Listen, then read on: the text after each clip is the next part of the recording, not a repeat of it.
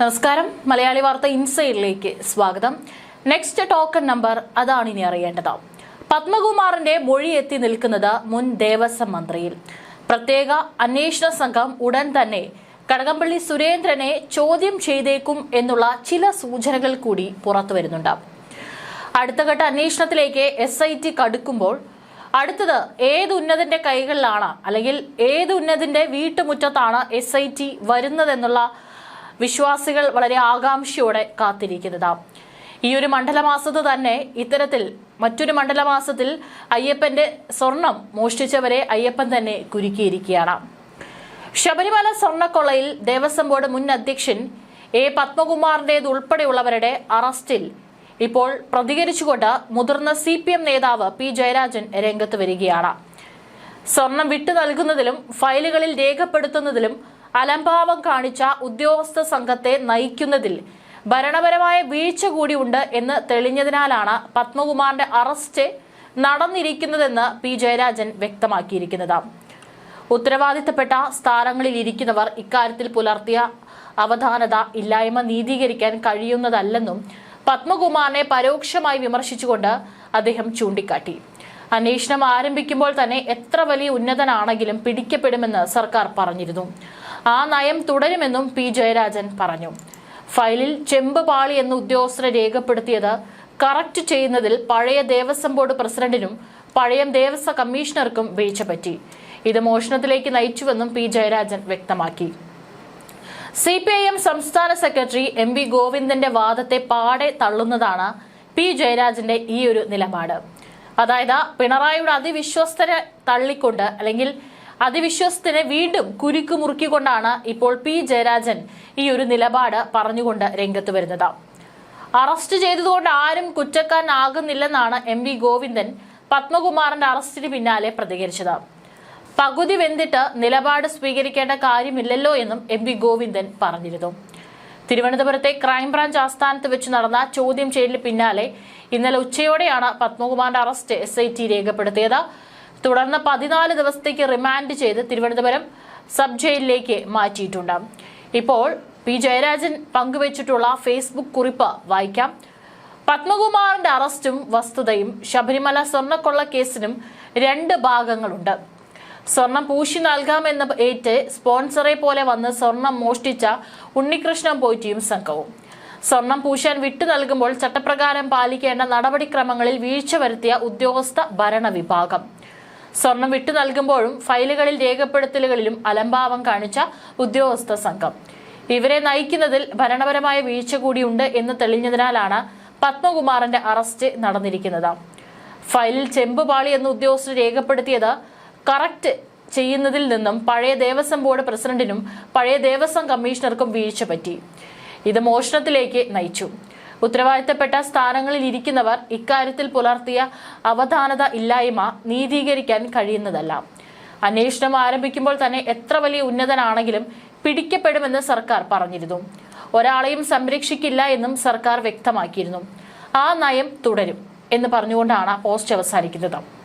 ഏതായാലും കഴിഞ്ഞ ദിവസം MV ഗോവിന്ദൻ പാർട്ടി സെക്രട്ടറി നടത്തിയിട്ടുള്ള നിലപാടിൽ നിന്ന് വളരെ വ്യത്യസ്തമായിട്ടുള്ള ഒരു നിലപാടാണ് P ജയരാജൻ പറഞ്ഞിരിക്കുന്നത്. ഈ സമയത്ത് ഇങ്ങനൊരു പ്രതികരണം വന്നതിൽ സന്തോഷമെന്നാണ് ജനം പറയുന്നത്. ഇതിന് താഴെ ഒരുപാട് ആളുകൾ കമന്റ് ചെയ്യുന്നുണ്ട്. അതിൽ കണ്ണിലുടക്കിയ ഒരു കമന്റ്, കൃത്യമായി അതിൽ കാര്യങ്ങൾ പറഞ്ഞിട്ടുണ്ട്. ആ ഒരു കമന്റ് വായിക്കാം. സാബുമോൻ ആഞ്ചലയിൽ എന്ന് പറഞ്ഞ വ്യക്തിയുടെ പോസ്റ്റിൽ നിന്നാണ് ഈ ഒരു കമന്റ് വന്നിരിക്കുന്നത്. ശബരിമല സ്വർണ്ണ തട്ടിപ്പ് വെറും ചീള് കേസ്. ശബരിമല സ്വർണ്ണപ്പാളി തട്ടിപ്പ് അവിടെ നടക്കുന്ന മറ്റ് തട്ടിപ്പുകളുമായി താരതമ്യം ചെയ്യുമ്പോൾ വെറും ചീള് കേസാണ്. ഇന്നലെ നിലയ്ക്കൽ കുടിവെള്ള വിതരണം സ്തംഭിച്ചത് സംബന്ധിച്ച വാർത്ത പുറത്തു വന്നതാണ് ഈ ഒരു കുറിപ്പ് എഴുതുവാൻ എന്നെ പ്രേരിപ്പിച്ചത്. ശബരിമലയിൽ ദേവസ്വം ബോർഡായാലും മറ്റുള്ളവരായാലും നടത്തുന്ന എല്ലാ പ്രവൃത്തിയിലും അവിടെ മുഴുവൻ കരാർ സമ്പ്രദായമാണ്. ഇപ്പോൾ നിലയ്ക്കലിൽ വെള്ളം പമ്പ് ചെയ്യുന്നതും കരാറുകാരാണ്. അവിടെ ജലവിതരണം തടസ്സപ്പെട്ടാലല്ലേ ലോറി വെള്ളത്തിനും എന്തിനെ കുപ്പിവെള്ളത്തിന് പോലും ഡിമാൻഡ് കൂടുകയുള്ളൂ.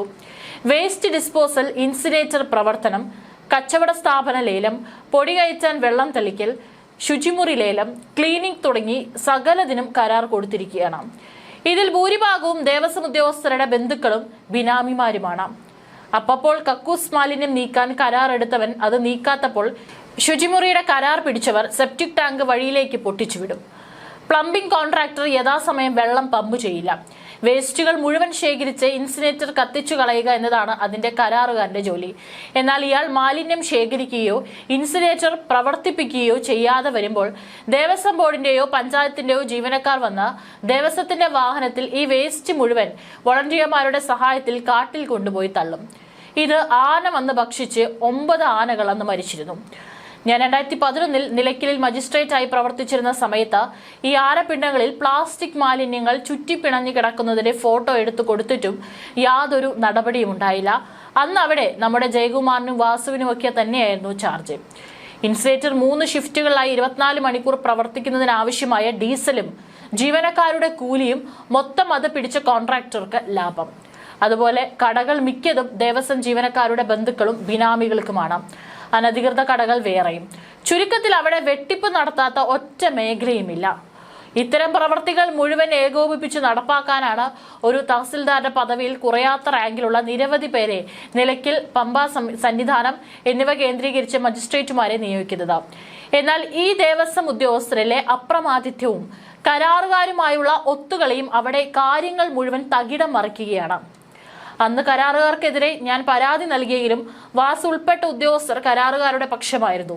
ആകയാൽ ശബരിമലയിലെ കോൺട്രാക്ട് പിടിച്ചവരുടെ പേര്, മേൽവിലാസം, കരാർ ജോലിയും ഉത്തരവാദിത്വവും കരാർ തുകയടക്കം പ്രസിദ്ധീകരിക്കാൻ സർക്കാർ തയ്യാറായാൽ ഈ തട്ടിപ്പുകളുടെ കള്ളി വെളിച്ചത്ത് കൊണ്ടുവരാൻ ഒരു പരിധിവരെ കഴിയും. PS രാജീവ് മുൻ തഹസിൽദാർ എന്നും ഈ പോസ്റ്റിന് താഴെ എഴുതിയിട്ടുണ്ട്. ഒരുപക്ഷെ അദ്ദേഹം എഴുതിയിട്ടുള്ള പോസ്റ്റ് ആയിരിക്കാം ഈ പറഞ്ഞ വ്യക്തി അത് ഷെയർ ചെയ്തുകൊണ്ട് P ജയരാജൻ പങ്കുവെച്ച ഈ ഒരു പോസ്റ്റ് താഴെ ഇട്ടിരിക്കുന്നത്. ഏതായാലും കൃത്യമായിട്ട് ശബരിമല ഈ ഒരു കൊള്ള മാത്രമല്ല, അവിടെ നടക്കുന്ന പല ഒരു വെള്ളത്തിന്റെ പേരിൽ പോലും അവിടെ കരാറുകാർ ഇത്തരത്തിൽ കൊള്ളയടിക്കുന്നുണ്ട് എന്നുള്ള വളരെ നടുക്കുന്ന വിവരങ്ങൾ കൂടിയാണ് ഇപ്പോൾ ഈ ഒരു പോസ്റ്റിന് താഴെ കൃത്യമായി തന്നെ പറഞ്ഞിരിക്കുന്നത്. ഇനിയും താഴെ നിരവധി കമന്റുകളുണ്ട്. ചില കമന്റുകൾ കൂടി വായിക്കാം. അണ്ണാ, ക്യാപ്സ്യൂൾ ആണോ ഇത്? ശരി സാർ, ഇത്തരം ചെമ്പ് പൊതിഞ്ഞ സ്വർണ്ണ ക്യാപ്സ്യൂളാണ് സഖാക്കൾക്ക് വേണ്ടത്. ലാൽ സലാം. ജയരാജന്റെ ക്യാപ്സ്യൂളിന്റെ അത്ര ഫലിക്കുന്നില്ല. ദേവസ്വം പ്രസിഡന്റ് നേരിട്ട് കട്ടുവെന്ന് ആരും പറയുന്നില്ല. പക്ഷേ പോറ്റിക്ക് കക്കാൻ വേണ്ടി വാതിൽ തുറന്നു വെച്ച് കൊടുത്തത് ദേവസ്വം മന്ത്രിയും ദേവസ്വം പ്രസിഡന്റും തന്നെയാണെന്ന് കണ്ടെത്തിയത് പിന്നെ കോടതി നേരിട്ടുള്ള അന്വേഷണമായതുകൊണ്ട് ആഭ്യന്തരമന്ത്രിക്കും കേസ് അട്ടിമറിക്കാൻ കഴിയുന്നില്ല. ശബരിമല സ്വർണ്ണക്കൊള്ള അന്വേഷിക്കുന്ന SIT ടീം ആഭ്യന്തരമന്ത്രി പിണറായിയുടെ മേൽനോട്ടത്തിലാണോ അന്വേഷണം നടത്തുന്നത്? അല്ല, ഹൈക്കോടതിയാണ് മേൽനോട്ടം. SIT ടീമിനെ തെരഞ്ഞെടുത്തത് ആഭ്യന്തര വകുപ്പാണോ? അല്ല, ഹൈക്കോടതിയാണ്. SIT ടീം ആർക്കാണ് റിപ്പോർട്ട് കൊടുക്കേണ്ടത്? ഹൈക്കോടതിക്ക്. കമ്മികൾ അറസ്റ്റിലാവുന്നത് എന്തുകൊണ്ടാണെന്ന് ഇപ്പോൾ മനസ്സിലായോ? ഇത്രയും പറഞ്ഞത് എന്തിനാണെന്നോ? തെറ്റാര് ചെയ്താലും മുഖം നോക്കാതെ നടപടിയെടുക്കുമെന്ന തള്ള് നിങ്ങൾ നടത്തുന്നത് കണ്ടു. അതിന്റെ സത്യാവസ്ഥ ബോധ്യപ്പെടുത്താനാണ്. ജയരാജേട്ടൻ ക്യാപ്സ്യൂളിൽ പറഞ്ഞ ഭരണവർഗം അടുത്ത ചെസ് നമ്പർ കാത്തിരിക്കുന്ന കടകംപള്ളിയെ ഉദ്ദേശിച്ചല്ലേ തുടങ്ങിയ കമന്റുകളാണ് ഈ പോസ്റ്റിന് താഴെ വരുന്നത്. ഏതായാലും ഇപ്പോൾ വേലി തന്നെ വിള തിന്നുന്ന അവസ്ഥയാണിത്. കോടിക്കണക്കിന് രൂപയുടെ സ്വർണം ഉൾപ്പെടെയുള്ള സമ്പത്ത് ശബരിമലയിലുണ്ട്. അതൊക്കെ അന്യാധീനപ്പെട്ടു പോകാതിരിക്കാനാണ് പത്മകുമാറിനെ പോലുള്ളവരെ അവിടെ സർക്കാർ നിയമിച്ചും ഒരു ദേവസ്വം വകുപ്പ് എന്ന് പറഞ്ഞൊരു വകുപ്പും അവിടെ നിയമിച്ചിരിക്കുന്നത്. അതിന് താഴെ ജോലി ചെയ്യുന്നവരും നിരവധിയാണ്. എന്നാൽ കള്ളന്മാർക്ക് ചൂട്ട് പിടിച്ചു കൊടുക്കുകയാണ് ഈ പത്മകുമാർ സംഘവും ചെയ്തതെന്നാണ് ഇപ്പോൾ ഈ പത്മകുമാറിനെതിരെയുള്ള കേസ് സാക്ഷ്യപ്പെടുത്തുന്നത്. പത്മകുമാർ CPIM നേതാവാണെന്ന ഒരു പരിഗണനയും ഇവിടെ വിഷയമാകരുത്. തെറ്റ് ചെയ്തിട്ടുണ്ടെങ്കിൽ മുഖം നോക്കാതെ നടപടിയെടുക്കണം. ഇവിടെ സർക്കാരിന്റെ പ്രതിച്ഛായയാണ് പ്രധാന വിഷയം.